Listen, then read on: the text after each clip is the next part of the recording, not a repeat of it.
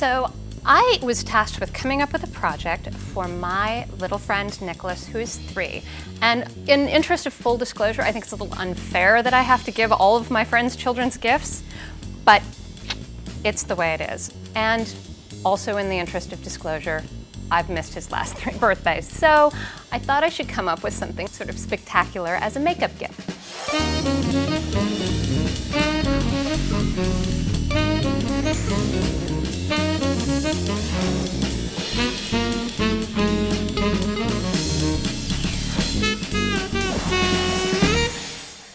So today I'm going to be making paper dolls. And so I created a template that you can download on our website. You can see there's a doll and plenty of clothing options. But as I thought about it, I thought a paper doll and a 3-year-old? No, bound for disaster. Why not do it on foam instead?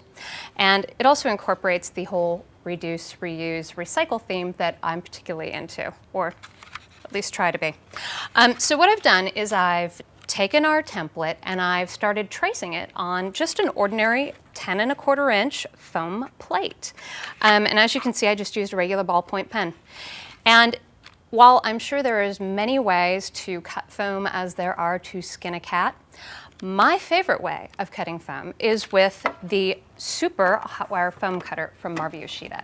It's really clean, it's really easy, and it's insanely quick.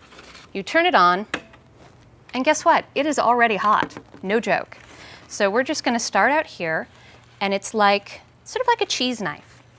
And it works, once again to use the knife analogy, like a hot knife through butter. And you might want to sort of anchor yourself just a little bit as you come around like the corners.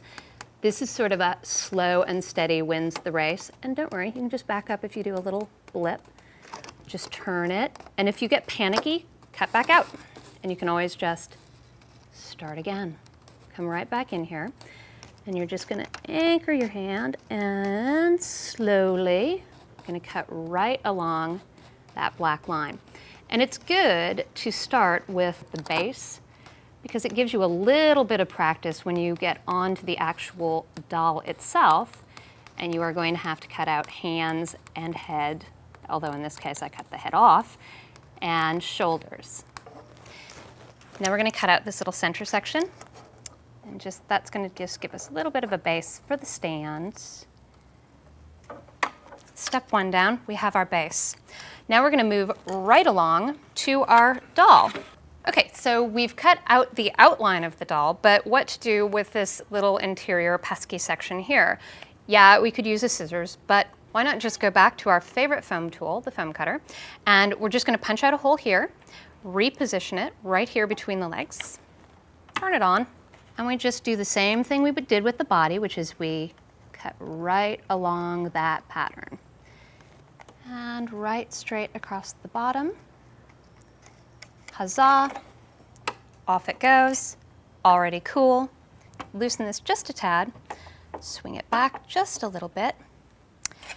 We free our doll, and we're on to doing something fancy with the doll body. I feel there's a little something missing here in our dolly, don't you? So I'm gonna take some multi-purpose craft glue, and I'm gonna take a photo. Just a simple black and white photo that I've blown up. We're gonna give our little dolly a head. So we're gonna glue this right on here, and the next step, because I feel our girl needs some modesty underwear, we're gonna draw little panties on her because she's not a Hollywood starlet.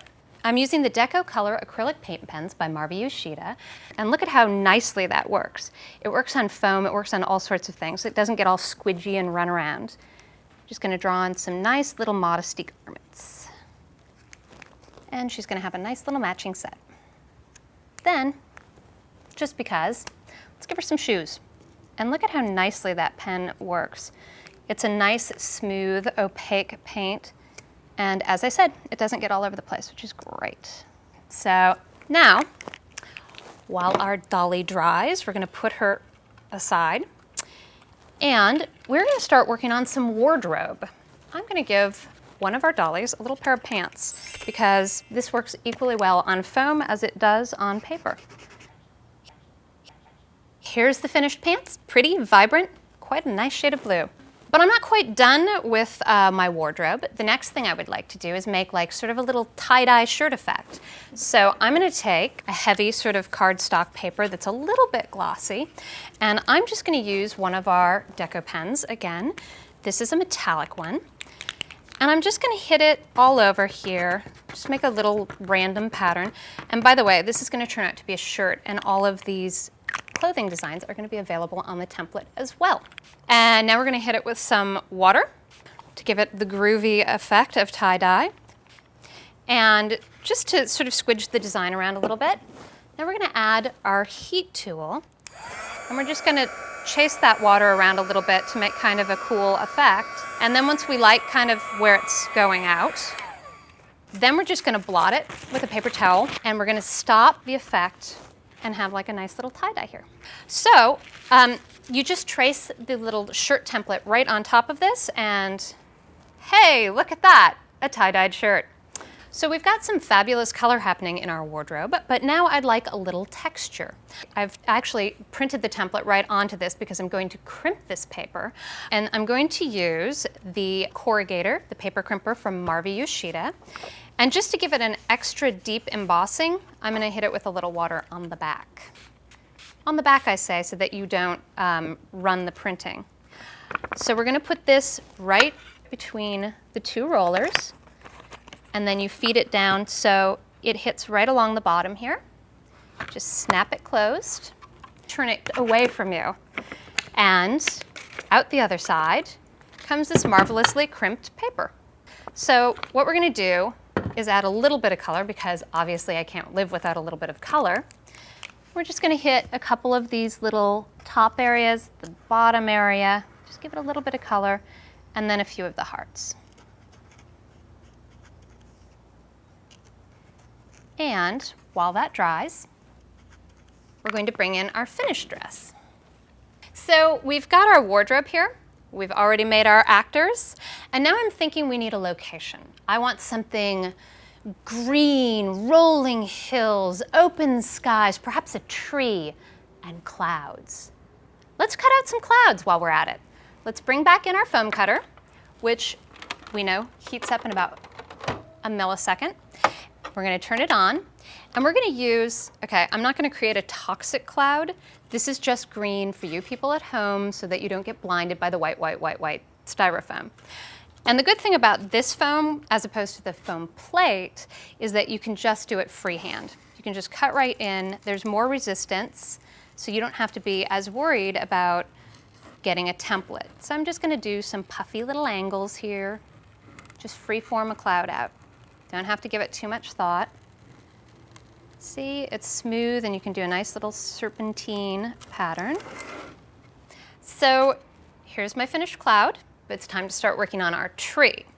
I'm going to use the Clever Lever embossing punch, also from the good people at Marvy Uchida, and I'm going to just punch out probably about 30, 40 leaves.